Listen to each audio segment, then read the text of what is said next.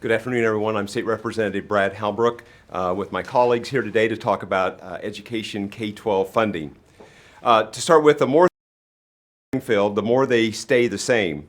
If you thought you'd heard the same hyperbole about early childhood education before, it is because you have. This is a 2003 executive order from then Governor George Ryan.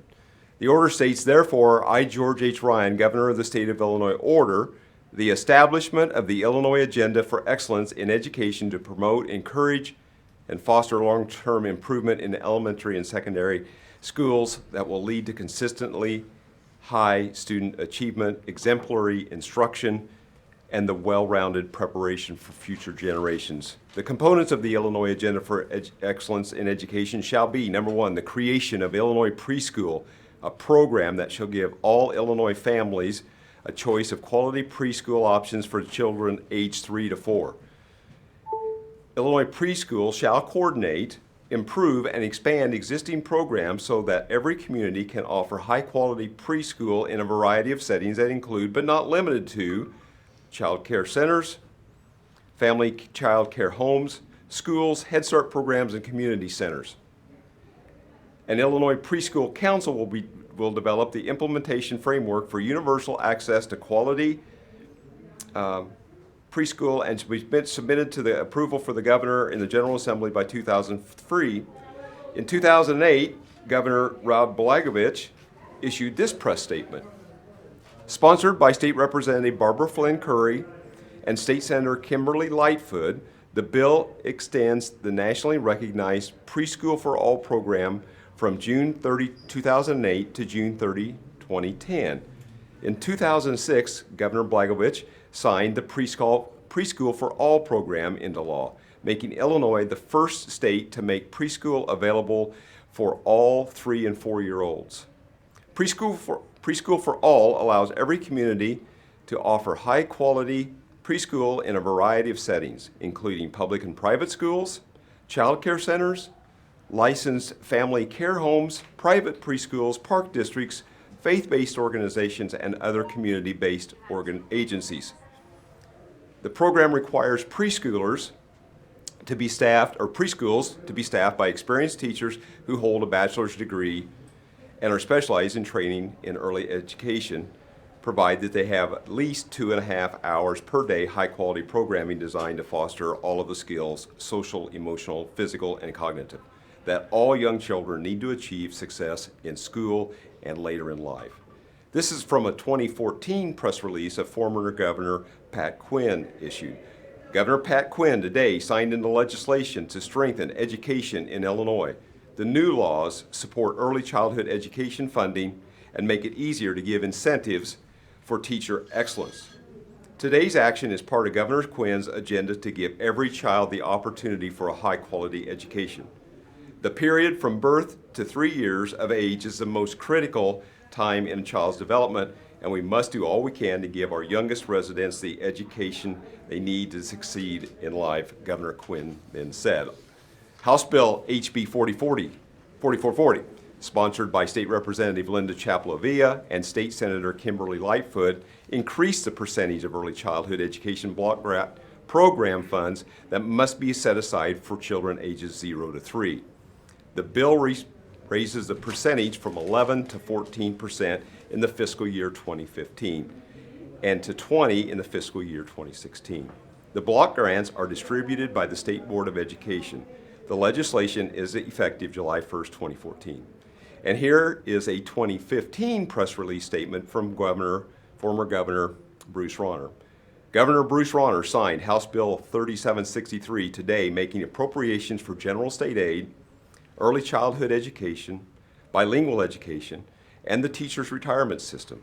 Governor Rauner has made it clear that improving education is his highest priority. While the legislator bill does not increase education spending as much as the governor's proposal, it does increase K-12 education spending by $244 million and early childhood education by $25 million. And then, in 2021, J.B. Pritzker issued the following release. Governor Pritzker and the Illinois State Board of Education today announced the allocation of a $54 million increase in funding for early childhood block grant as authorized by the governor in the FY 2023 state budget. The funds, which reflect a 10% increase in the overall early childhood block grant, will serve 4,500 additional Illinois students, adding to more than 112,190 children who receive early childhood learning and supports throughout the state-funded programs. Every governor, going all the way back to George Ryan, has made spending money on early childhood education a priority. Now here we are again with a completely new early childhood education initiative with a $250 million price tag. We've been pouring millions and millions of dollars into early childhood education for at least the last 25 years. Each of our governors has pretended that they are the only ones who have ever had the idea that they are making these programs a priority. There's nothing wrong with making education a priority, but when only 30% of the kids can read at grade level and barely 25% can do math at grade level, just how successful has all of this spending on early childhood really been? We've been putting money into these programs for a long time, and there is little evidence to suggest that these programs are accomplishing anything in terms of reading or math proficiencies. At no point has the administrations of the past and the present ever examined the effectiveness of these programs. All they have done is throw more money into our education system. K-12 spending in Illinois is an average of $16,277 per pupil for a total of 32, I want to check these figures, 32 billion annually. It is time we demanded more accountability in how we spend money before we go and create new programs and new spending. We need results, not political hyperbole and empty rhetoric. With that, I will turn it over to my colleague, Jed Davis. Yeah, thank you. Jed Davis, State Rep of the 75th. Very excited to talk about this important topic with everyone today. Education funding in Illinois is based on the false premise that dollars equal results. And really nothing could be further from the truth. Let's look to our neighbors. How do we stack up? How does Illinois stack up to our neighboring states? Illinois spends roughly $16,000 per student on education. You look at the states of Indiana, Iowa, Kentucky, Wisconsin, and their range roughly is, $10,000 to $12,500 per student. So here in Illinois, we're spending $4,000 to $6,000 more per student right here in the state of Illinois than the ones that are right next door to this great state. Now, I don't know about you, but whether it's a good or service purchased, right, you kind of expect one principle, and that is you spend more, you should get more. And that principle kind of demands that we ask a question, a fair question. Are we getting more in Illinois? What's our additional $4,000 to $6,000 per student returning to families? Sadly, the answer is not much. Illinois is ranked 15th in the state on education. Maybe not bad, not the state, the nation. 15th in the nation on education, but we're actually sandwiched in between all of the neighboring states I just mentioned.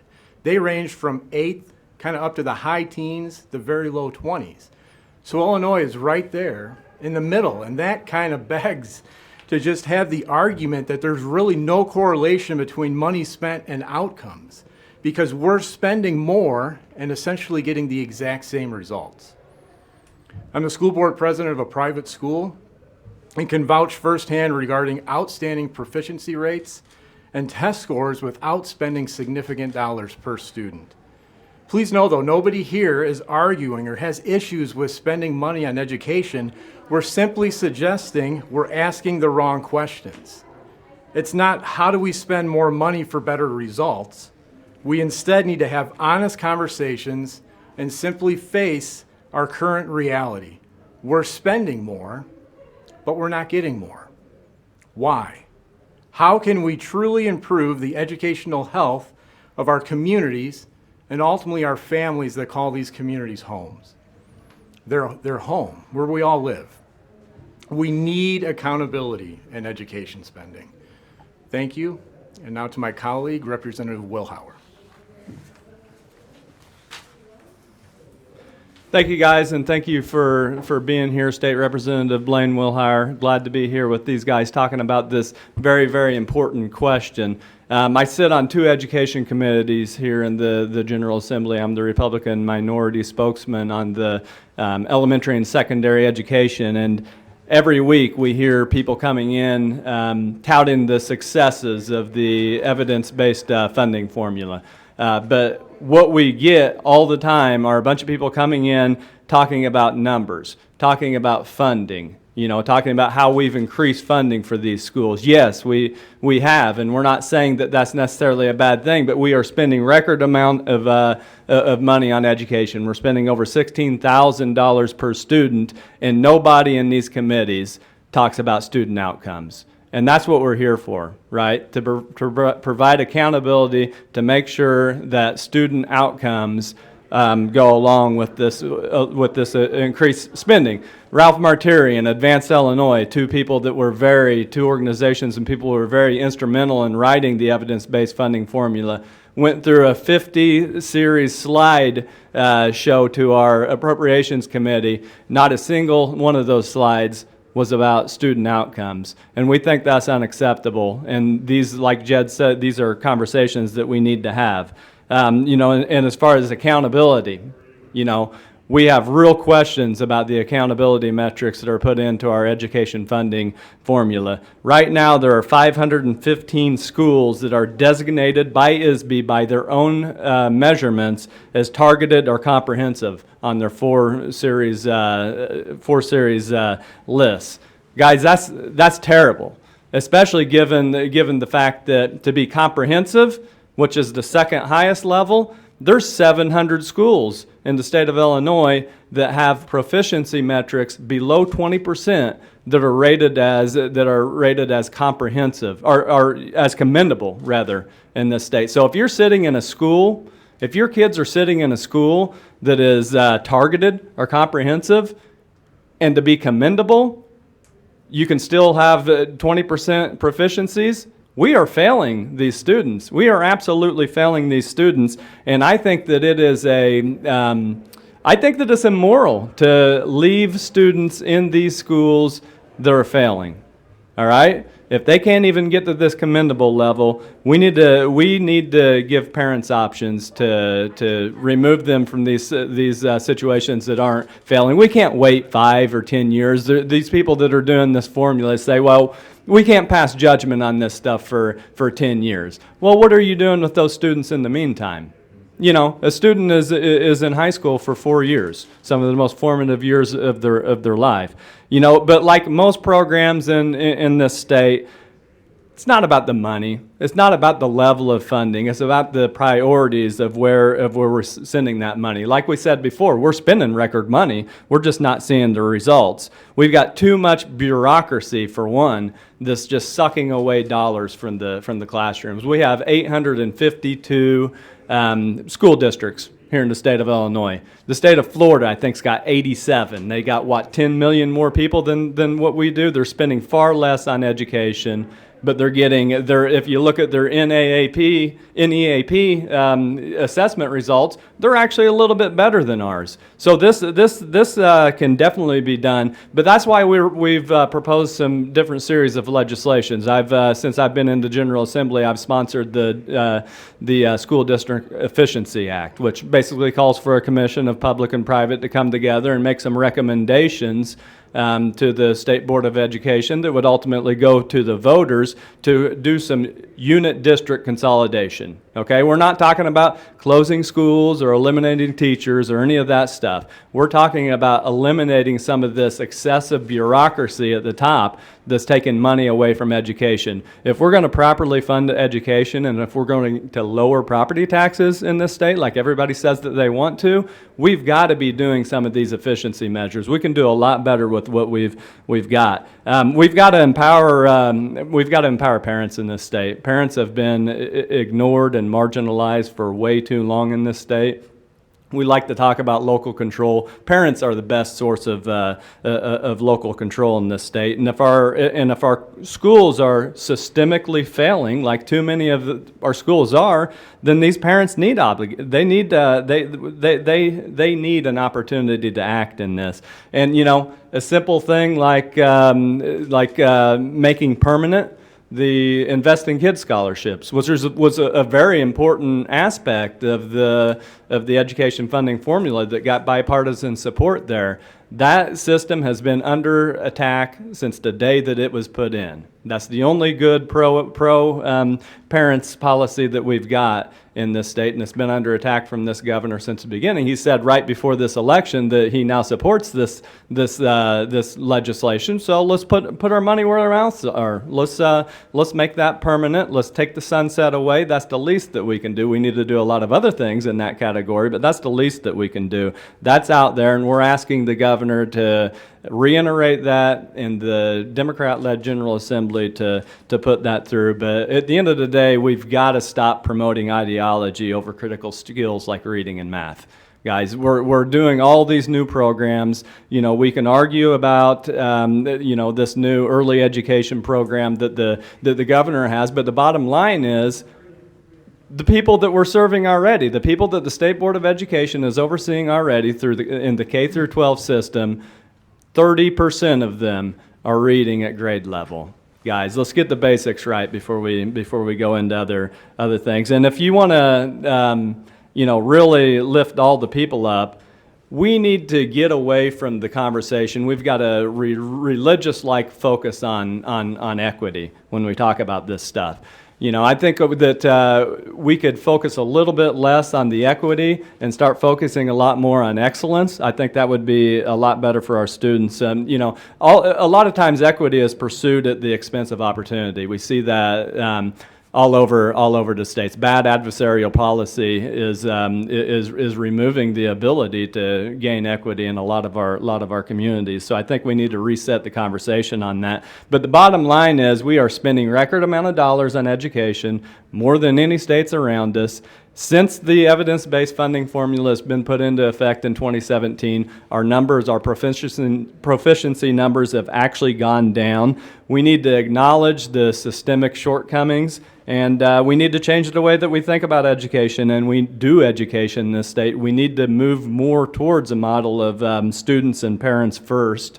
That gives them some options, especially in areas that are failing. There is no way that we are not doing a terrible thing by keeping students in schools across this state, that too many of them are systemically failing them. So let's prioritize student outcomes and make that a bigger part of our conversation, and not just talk about how much that we're funding these schools like we do here in Springfield. So with that, thank you very much, and we can take some Dave. Thank you. Senator Bailey said, on day one, I will fire Superintendent Carmen Ayala. Well, she's gone, and Tony Sanders is in. Yeah. How does that change things? That's a very good question, Dave, and we contend that it probably won't change things. If you look at the report card for the Elgin school that he came from, their proficiency numbers down out over there are terrible. We've got to completely change the way that we're prioritizing how we're spending money in this state, and I think that we're probably going to see more of the same there. But we're going to hold those guys accountable. They'll be coming before our committee and the appropriations committee, and they're going to get these tough questions. So we'll see. I mean, the jury's still out, but we're not super optimistic. The governor earlier was asked something to the effect of new programs will that lead to tax increases. Paraphrasing what he had to say was, if we invest in these kids now, they'll be better producers later on in life. How's he wrong with that? Well, I think that you can just go back to what we talked about before. We're spending $16,000 per student. Indiana's spending, 50% less than that. They're getting, if you look at their test scores, they're getting similar results. We need to put policies in place in this state that bring opportunities back to these communities. All the talk can't be around equity. It's got to be equity that's separated from opportunity is not equity, and we hear that way too much. I didn't hear you guys mention anything like vouchers or school choice. Do those factor into these conversations at all? Absolutely. That's the biggest proponent to empowering parents, and ultimately the Invest in Kids initiative is it's a scholarship program, but it's essentially an education voucher. We firmly believe that money should follow students. Are we targeting institutions, or are we actually targeting student outcomes? Too many times in this state we're targeting the institution. We're pumping more money into it, so we're saying that we're being successful. This formula is successful because we've doubled the spending, but our education outcomes have gone down, and there's a disconnect there. If more parents start using vouchers like that to send their kids to private school and take them out of public schools, how do you think that's going to affect the entire educational landscape moving forward? If more kids are coming out of public schools, their property taxes aren't funding them, are we creating a cycle where public education isn't going to be? No, I don't believe that we are, because we're talking about dollars following the kids. We're talking about state dollars. So, for example, my particular school district, they do an outstanding job. And a lot of my teachers, quite frankly, they're fed up with the wokeification that's going on in our schools. So the property tax dollars will still be sent to the public school system. I have several school choice initiatives that I have proposed to the General Assembly. But when you start talking about competition, when more parents have the opportunity to pull their kids out and take them to other schools, you're going to see things change. You're going to see the CRT get taken out. You're going to see the sex ed start to get taken out. You're going to see the cultural shift that needs to happen in the state of Illinois, where our children can actually be critical thinkers. Rep. Wilhauer, on higher education, you got a bill that would push for a quota at U of I up to 90% over the next 3 or 4 years. What does that accomplish for students here in Illinois? It prioritizes Illinois students. The University of Illinois is the only land-grant university in this state, and they should be prioritizing students. I've traveled all across the state. I've heard it from the suburbs all the way down to where we are. There are students that qualify. We've got 4.0 GPA students that qualify. Their ACT scores are high enough, yet they're getting denied admission into the University of Illinois. And the only reason they're getting denied admission into the University of Illinois is because of money.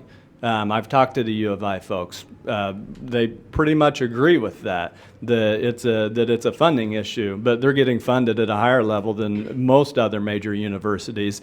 And in-state tuition is somewhere around maybe $15,000 at the University of Illinois, which is outrageous considering University of Florida is about $6,300. So just on the face of it, that's completely out of line. But here's the kickers: the out-of-state tuition is about double that.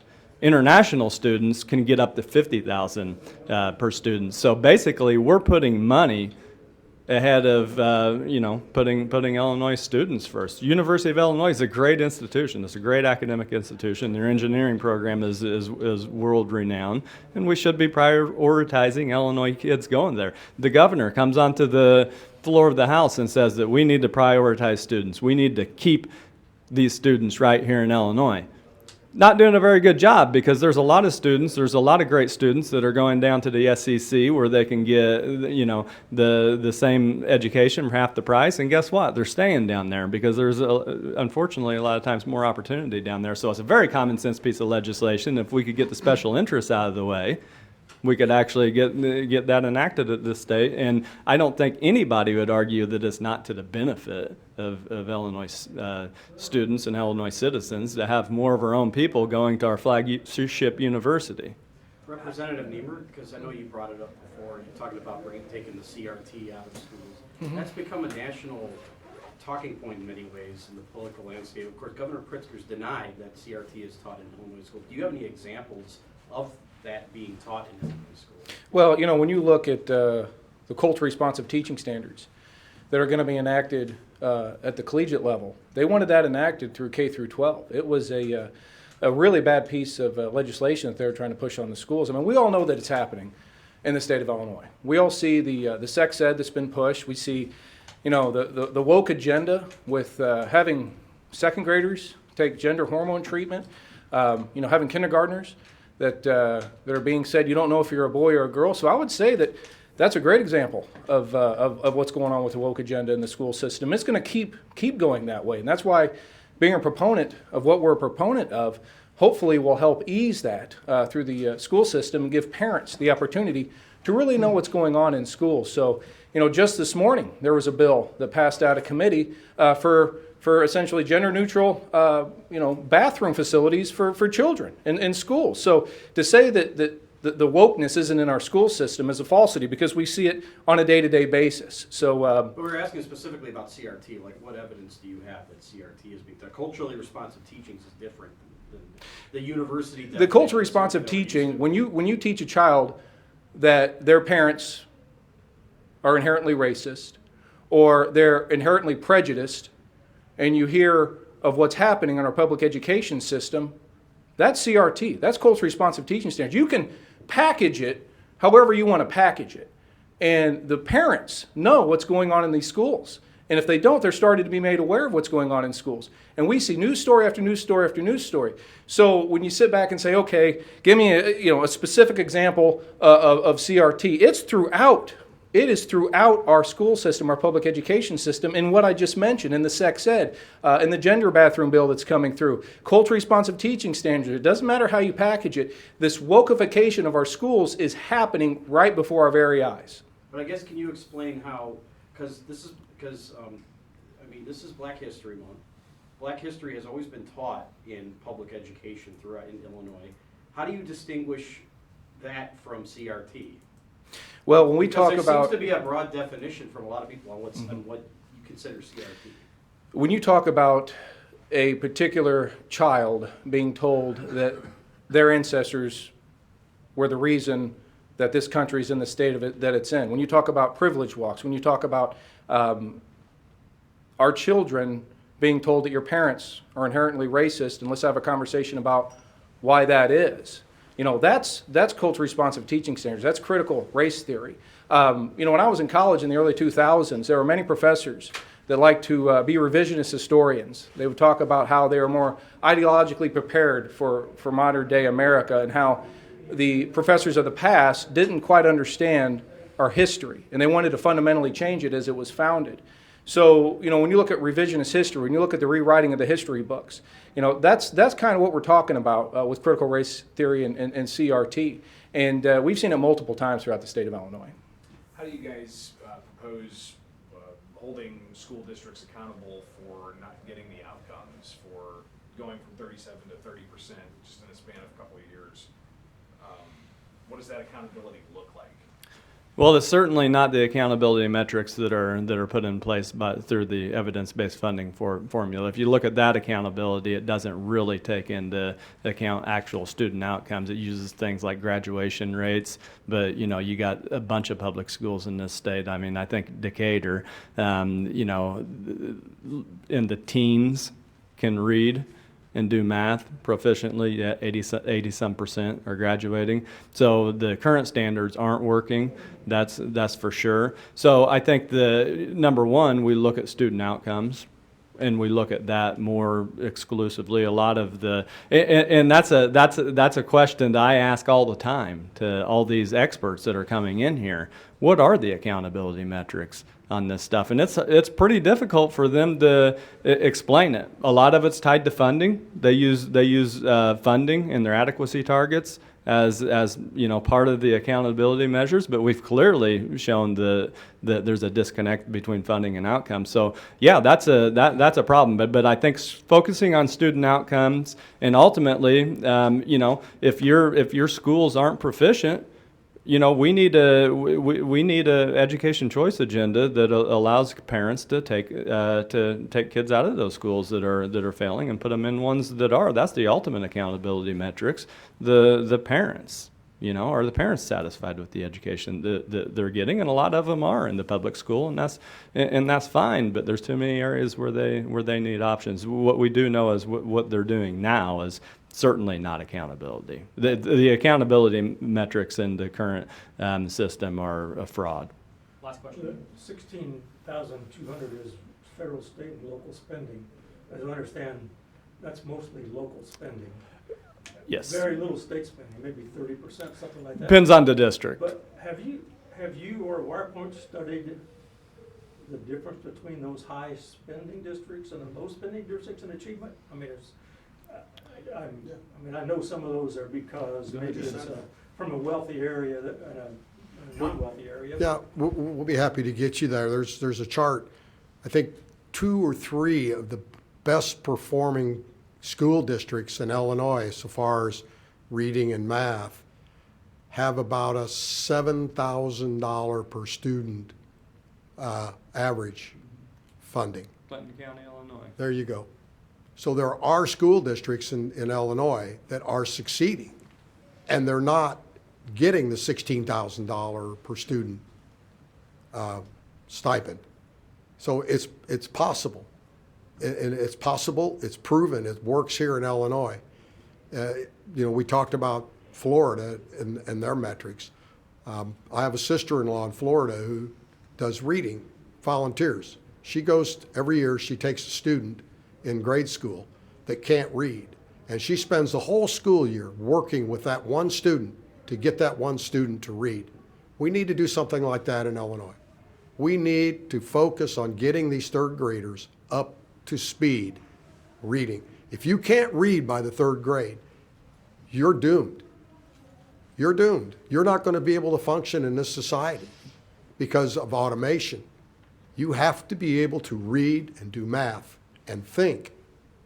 And we're dooming these kids to a life of poverty, crime. One of the biggest civil rights issues of our times is education.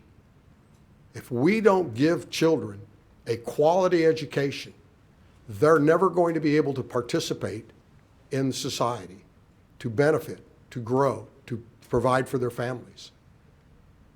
This is the priority. This is the call of our times. And if the current system doesn't work, and it's not, you see the outcomes. We've got to find a way to make it work. And our call to the parents and to the educators and to the legislators in this building, we have to do better. We have to give parents control of their kids' education.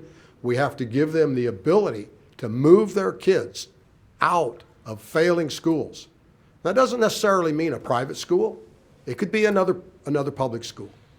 But when we start doing that, as was mentioned earlier, the competition, these school districts will see their students leaving and going, how do we keep our customers? How do we keep our kids? How do we make this work? Right now, it doesn't work because there is no competition. So like any business, if there's no competition, you can charge whatever you want and you can provide a crappy product. But there's no